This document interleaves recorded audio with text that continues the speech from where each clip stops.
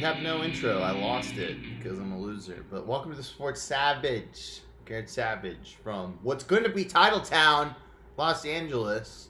Since my Lake Show already won, my Dodge. I don't know. You can't make Dodgers into a smaller name than it is. Garrett Savage, sunny LA. I'm joined by the best in the business, Smooth Talking Sammy. We were off Sunday. I had plans. He had plans. But Sammy, it's good to see you. And as always, it's good to see you, man. You're a Dodger. I guess there's no way, like you said, to kind of break that up. All Dodger fans are also Dodgers, but yeah, way to move to LA and turn into a front runner. It's Titletown, baby. I guess we can just start with that. I haven't watched any of the World Series. Apparently, the Dodgers have the best pitching. They tried a bunch of pitchers last night, like Alacart. Didn't work, but I think they did that just so they could stack the deck in their favor for pitching. I haven't watched much baseball this year, but it seems like the Dodgers are always there, and then they just end up losing. Sammy, are you watching any of these World Series? Or are you just like, it's 2020, who cares? I am an avid sports fan, so I do find myself when championship games are being played, wanting to take a look. So with that being said, I have found myself watching a couple innings. I'm not following it too much, but I do see that the Dodgers are the favorite team, as well as like a crazy stat. I saw something where the Rays payroll is almost $100 million less than the Dodgers. So they're definitely playing two different styles of baseball, and it should be interesting for those who like the most boring sport in America. Yeah, I mean, Mookie Betts was on the Red Sox, got traded to my Dodgers. He's killing it. They're saying this could be another curse of the Bambino. Like, it was that big of a trade. I don't know if it was that big of a trade. But you know what? Go Dodgers. Tampa Bay. I mean, Tampa Bay. They're going for a twofer as well. The two biggest sports no one gives a shit about: hockey and baseball. So maybe they'll get it. Who knows? Because when I think hockey, I think Tampa Bay. But LA's a baseball Exactly. town. Speaking of LA, we'll just keep it rolling. My Lake Show. One, I don't think we got into it too much or at all. The Wash King. Are they going to be favored next season, Sammy? I mean, show me a little love. Show my Lake Show a little love. Yeah, I mean they should be the preemptive favorites, but not by much. You have Golden State coming back as well as a healthy Nets team. So I feel like LeBron James he has about 3 to 2 more wash years left, where he could still be the best player on a championship team. But you want to try to catch Kobe and Michael sooner rather than later, if that's the end game. Yeah, I mean the Heat. They just weren't ready for the moment. They've lost the final game 106-93. I mean, if you had to pick one out of the two, Lakers or Heat, to go back to the championship, who would you pick? I would say the Lakers. I don't think the Heat have what it takes to beat Kevin Durant and Kyrie Irving type team unless that locker room just implodes and they just can't do anything on the court.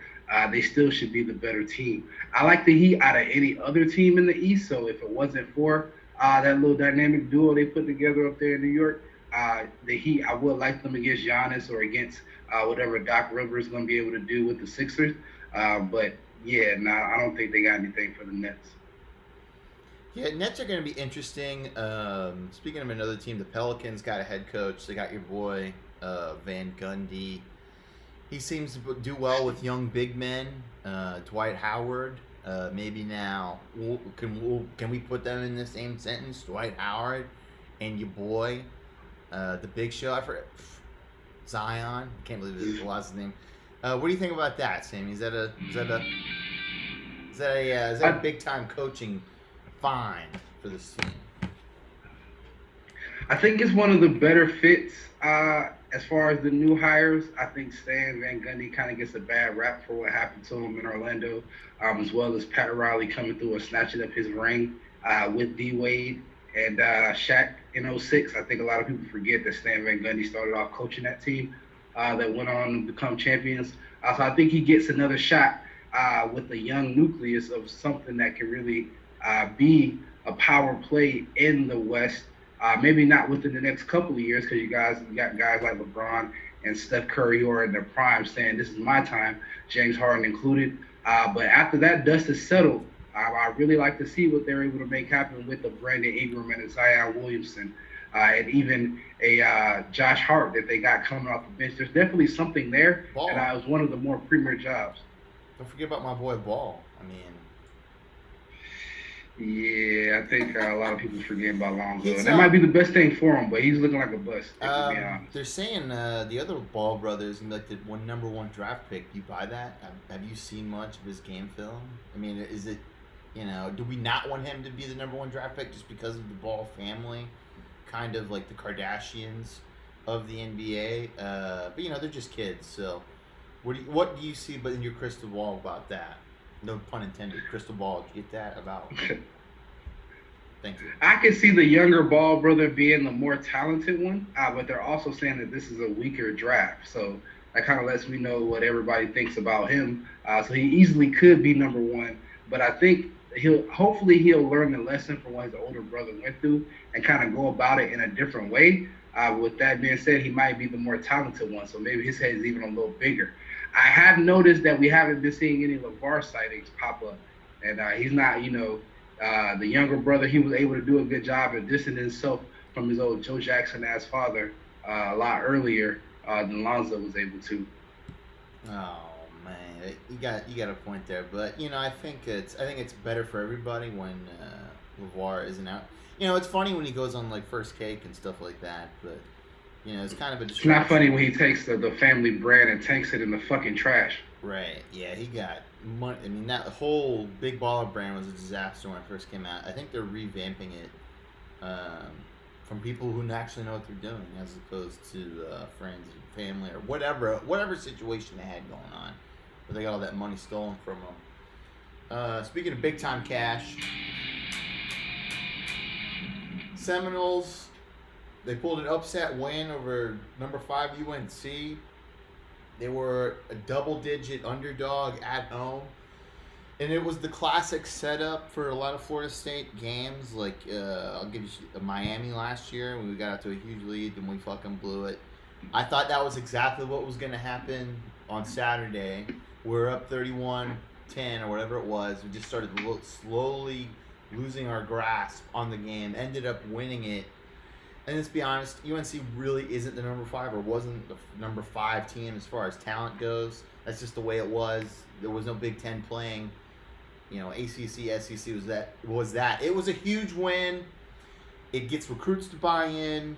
It shows that we know what we're doing. Jordan Travis, Florida State, is back, Sammy. They're coming back. We got Louisville, which held Notre Dame to 12 points, even though Notre Dame won. I'm still taking my Noles.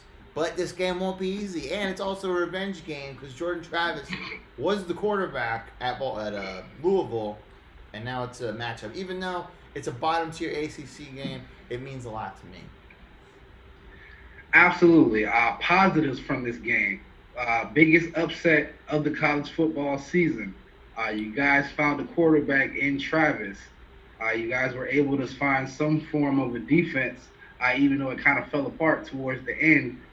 That first half was a great showing.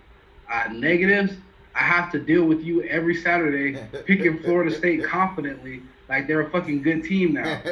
So it's definitely a statement win for Norvell. It's going to cool off everybody who's kind of, on his ass for the start that you guys had and everything with the COVID. But yeah, nobody saw it coming, including myself, except for you and a couple other Florida State fans that I know. But yeah, it's definitely big for recruiting. And you need wins like this to kind of turn your season around because it was looking pretty bad. It was looking bad, especially when you lose to Georgia Tech the way we lost. But it's a change. You can see that it's a change and it's a different momentum. It's I'm tired of blaming Willie T. It was what it was. He's at FAU now. I wish him success. I wish our coaching staff success. I mean, I haven't seen a game like that in years. The fact that we came out, we scored, we played well, we won. I was a happy camper.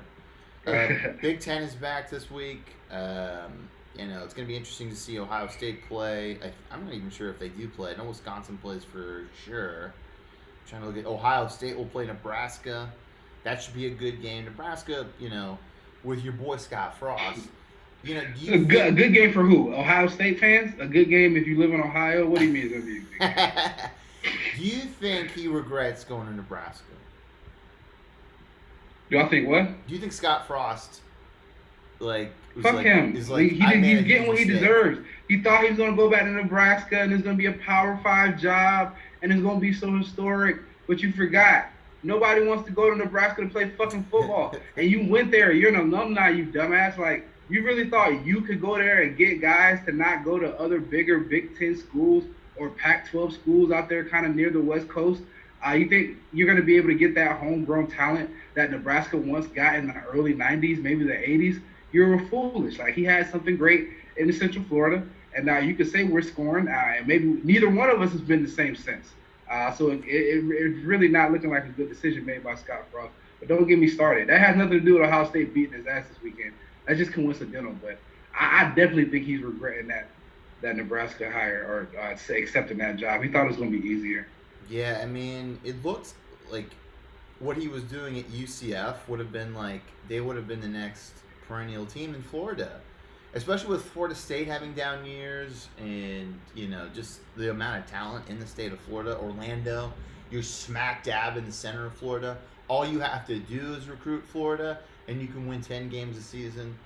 Yeah, I mean Nebraska. Let's be honest. Sometimes it isn't always great to go home. It works. I don't know how many times it's worked for people, but it's a romantic idea that we can learn from here. Don't go home. Stay where you're at. Stay where you can win 10, 11 games a season. But yeah, Justin Fields, who might be a Viking next season, I don't know. So I'm gonna be Hot watching. take alert! Hot So take I'm alert! gonna be watching that game a little more with my fisheye, I guess. Alabama, Tennessee. Tennessee should get rolled. Alabama. A lot of people picked Georgia to win last week. I was like, Alabama's too much of a machine. They were. Anything surprise you so far in this college football season? Oklahoma State's number 6 in the nation. That's odd. Nothing really too surprising. The teams who were good are good. I can't say I'm too surprised about what Florida put up because they've kind of been losing big games the past couple of years. I would say that was definitely their loss is more surprising than the North Carolina loss because as you mentioned, I think they were rated a little bit too high to begin with. But yeah, nothing I say I was taken aback by, other than the UCF fucking Knights losing to fucking Tulsa and fucking I can't even remember the other team right now with the fucking trash. But yeah, other than that, yeah, nothing really too surprising. Before we go into NFL, LSU got in trouble. They lost 8 scholarships, and now they're banning Odell Beckham Jr. for 2 years for improper payments. I don't know how much he got paid. LSU's program, who gave $2,000 in cash to 4 Tigers on the field. Oh, so it was for that incident. Give me a break here. We all know. I mean, on our first show, I think we talked about how college people get paid under the table and stuff like this. These sanctions don't mean anything. Here's my plan. If the NCAA really wants to take charge and they really want to show how big of a dick they have, and just slam it on the table, how about this? How about every game that he played for in LSU, they have to forfeit those wins? How about all the money they made from concessions and from the stadium during he was there? They got to give it back to the players. How about all the merchandise they made while he was on that team? They got to pay it back. How about that? Because who cares? They'll lose 8 scholarships. That hurts the LSU team that really wasn't even that much of a part of it. But I just think these are so stupid. If they want to put their foot down, money talks, bullshit walks. Yeah, I couldn't agree more, especially the timing of it. The national championship was almost close to a year ago, and now you're at the point where you're hurting kids who had nothing to do with that. A lot of those guys are in the NFL now that Odell shared that moment with. And it's just funny to me how coaches can have a bonus clause in their contracts if they win a national championship, but the players can't receive not even a single $100 bill for going out there and getting their state and their school the prize of being national champions. So the hypocrisy in the NCAA So foolish to the point now to where they're kind of having to walk it back with the whole switch up with the lightness rules and everything. But hopefully, we get to the point to where they're not the governing body over, let's be real, the minor league sports for the American professional sports. Yeah, it's a joke. Um, Speaking of joke, I sent Sammy a text this morning about how the Vikings, we made this huge move Wow. to get a rush defensive end, and then we're just gonna give them away for peanuts. The Sammy's team. I don't know where to go with the Vikings. We lost to the Atlanta Falcons, who had no reason to win that game. Their coach was fired. They just didn't really care. And then the Vikings still somehow managed to lose to the worst team in the NFL. We're tanking, I guess. They say that they're not tanking. They have to tank. We need to blow it up. We got the coaches got to go. Quarterback's got to go. I don't like what's going on, but I think the Ravens were like, you know what, our division's pretty real, so we're gonna need as much firepower as we can get. I'm sure you love the trade. I didn't. What do you think about it? Yeah, I love it, man. Unique Ngakwe is a game changer. He's definitely going to bring an impact to our defense. But let me just cover the Minnesota side real quick. Justin Jefferson's really good. You got that. Justin Jefferson's really good. Dalvin Cook's really good. Like you said, other than that, it's kind of a fire sale. I don't like just getting rid of Mike Zimmer like this because he was good for what he was. Maybe his voice is kind of running still in that locker room, but I blame Kirk Cousins. Every game that you guys have lost, yes, there's been some points that were put up, but Kirk Cousins, he either takes a while to get going or he doesn't show up at all. Um, you guys paying him a lot of money, and I think he's underperforming a lot more than Mike Zimmer. But the coach is a lot easier to get rid of. Now for the Ravens side, I mean, what a deal! We just make good deals. We just have a good, organization with great general managing. We get in Ngakwe for less than what you guys got him for originally from Jacksonville, and he's going to be an impact player immediately. I'm hearing that the Baltimore Ravens made this trade at this moment specifically so we can have him ready for the Pittsburgh game after the bye. So I think we're looking ahead. We realize that we have a win now team, even though we're kind of young. But with that being said, we've seen the nucleus. When you got the quarterback on the rookie deal, you want to go ahead and try to get that ring in, or at least make that run while you can, i.e. the Chiefs, i.e. the 49ers, i.e. the Rams with Jared Goff. So I feel like this is just a move showing that because he's a free agent after this year. We're not looking that far ahead. We're looking right now, and I think he makes that impact. Whatever. Now, Wow. what am I supposed to say? Congrats. It's just like someone steals my girlfriend, and I'm supposed to like shake their hand afterwards. No, I'm not gonna do that. Sorry. Uh, there's there's some pretty big games this weekend. Let's start with the biggest. My Steelers taking on the Titans. Wow. I already called the Titans. The Steelers is my secondary team. Did. Yeah, I forgot. So don't give me that. Wow. You did that. I forgot. I did. That's right. They're 5-0. Titans are 5-0. Clash of the Titans. I mean, how many times are we going to hear that one? Probably. We'll probably hear it 9 million times. But you just had to go there. Had to go there. Steelers look good. I mean, they've been kind of, making splashes, every other year. Big Ben's kind of hurt. He's not hurt. He hasn't put the boot on yet. He normally does. We haven't seen Big Ben with the boot. But Vrabel, how can you not like what he's doing? Did you see the... he put another guy on the field in order to save a timeout and to, like, burn more time off the clock. Did you see that read up? Yeah, he took the penalty. I mean, it's it's super smart. It's shitty, but it's he's from the Belichickian tree or whatever. What's going to be the keys to victory for the Steelers and or the Titans, Sammy? Well, before I answer your question, it hurts me to say this, but this is probably going to be the best game of the weekend. For the Titans to win, you shut down Chase Claypool. You can't allow him to go crazy on you.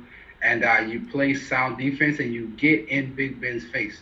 The storyline that I feel like nobody's talking about is Big Ben he is Big Ben now. He's a standing clock. He's not mobile. He doesn't really want to move around anymore. That's not the guy he is. So if you get pressure in his face, it's going to change the way they play offense. If you're the Steelers, and you want to win this game, you lock up arguably the best running back in football. As a Ravens fan, I'm really interested in this game because we're going to be able to see if the Steelers can do something that the Ravens weren't able to do last year, and a lot of teams aren't able to do this season, which is tackle Derrick Henry before he runs all over you. So yeah, you can tackle Derrick Henry, but can you stop Derrick Henry for gaining 6 to 8 yards before you tackle him? That's going to be the name of the game for the Titans. If I'm the Titans and we walk out of that game with anything less than 25 to 30 carries for uh, Derrick Henry, we probably lost, and I'm really mad. And that's how you win the game if you're the Titans. If you're the Steelers, a healthy dose of that receiving core, keep Ben upright, and you guys will probably win out. Yeah, it looks like the Steelers are going to be a 1 point favorite against the Titans. So the game's about as close as it can be. Tannehill somehow still doing it. Who do you think has more passing yards? Tannehill or Big Big Ben? Ben. Tannehill. 1368, Wow. Big Ben 1178. And Tannehill has more touchdowns, 13 to 12. But then again, and plus with Derrick Henry. But yeah, it's going to be a great game. It's going to be another good game that night. It's going to be the Arizona Cardinals taking on the undefeated Seattle Seahawks, not San Francisco Seahawks. Basically, two of the maybe the shortest, most efficient quarterbacks in the National Football League. I didn't think it was going to work out very well for the Cardinals in my Heisman winner, but he's been killing it.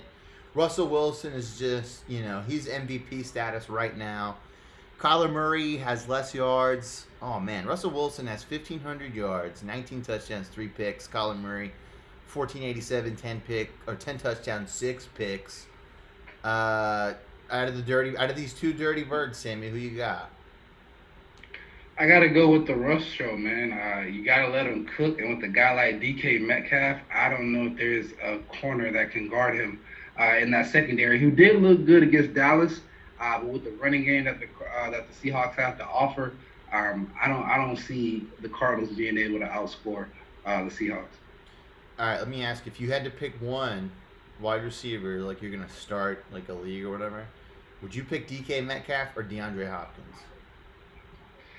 You got to go DK because he's a faster DeAndre Hopkins. The things that make DeAndre great is his route running and his catch radius. If you throw it anywhere near him, he's going to come down with it, and he rarely drops the ball. DK, on the other hand, is a bigger, faster version who may not have the hands just quite, but that's something I feel like you can grow into or mature in as far as your catching ability versus DeAndre is not going to get any faster or stronger. Let's talk about one more game or two. Cowboys Washington NFC least is such a joke. Cowboys are in the lead as a 2-4 team. They're taking on a Washington football team that I don't know what's going on with their quarterback situation. They keep flopping it around. Cowboys, you're 2-4. You're still in the division lead. How long does McCarthy last? Do they even bring back Dak? I mean, it's kind of a mess. This is going to be a messy, sloppy football game. Absolutely. And I'm driving the train, even though I don't like anyone to lose their job. I'm driving the Mike McCarthy get fired in one season train simply because Steve Wilks. Nobody talks about Steve Wilks. He was the coach of the Arizona Cardinals. They were shitty one year. He got fired. They got Kyler Murray. And now Cliff Kingsbury, he's the fucking coolest guy ever. He's such a great coach. When Steve Wilks probably could have been pretty good with Kyler Murray too. Like, you can get fired in a single year. They're set precedent. And the Cardinals were nowhere near the hype machine that the Dallas Cowboys were. If the Cowboys win 5 games or less, this is a failure. And I don't know if Mike McCarthy can get it done. So do I want him to get fired after 1 year? Maybe not, simply because I didn't want Wilks to get it done either. But should it be done if they only win 3-4 games? Absolutely. I mean, people pick them going to the fucking Super Bowl. How are you a Super Bowl contender and you only win 4 games? Like, yeah, I'm all for it. Steve Wilks can get fired. Mike McCarthy can get fired.